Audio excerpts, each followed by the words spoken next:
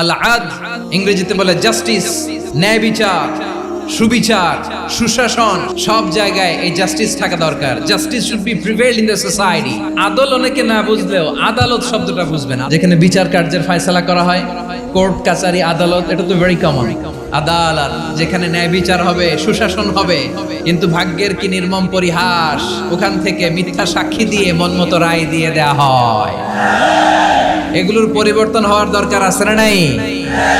আদলের বিপরীত হচ্ছে জুলুম। যে সমাজে আদল থাকে না, সে সমাজে জুলুম মানুষের ঘাড়ে চেপে বসে। জুলুম মানে হচ্ছে বৈষম্য। বৈষম্যের স্থান ইসলামে নাই, অবিচারের স্থান ইসলামে নাই।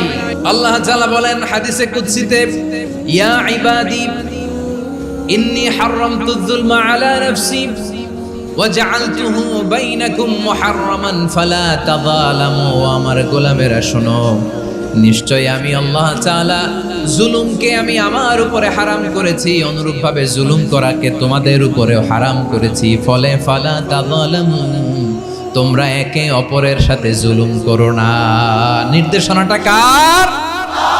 যে আমি জুলুমকে নিজের জন্য হারাম করেছি এবং তোমাদের জন্য হারাম করেছি। আমরা আর এরকম কোন জুলুম বাংলাদেশে দেখতে চাই না। জোরে বলেন ঠিক কিনা?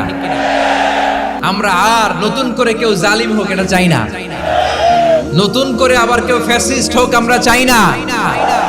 এক দল আরেক দলকে নিশ্চিহ্ন করার রাজনীতি করুক আমরা চাই না। আমরা সুশাসনের বাংলাদেশ চাই। আমরা বিশ্বের বুকে সম্মান নিয়ে মাথা উঁচু করে দাঁড়াতে চাই। ঠিক কিনা বলেন? আল্লাহ তাআলা আদলের আদেশ দিয়েছেন, সুশাসনের ন্যায় বিচারের আদেশ দিয়েছেন। ইন্নাল্লাহা ইয়ামুরু বিল আদল। আমাদেরকে আদল প্রতিষ্ঠা করতে হবে। জুলুমের সাথে ইসলামের কোনো সম্পর্ক নাই। পশ্চিমারা আমাদেরকে ইনসাফ শিখায়, আমাদেরকে সুশাসন শিখায়। আর ইনসাফ, সুশাসন, ন্যায় বিচার, সুবিচার, জাস্টিস কারে বলে?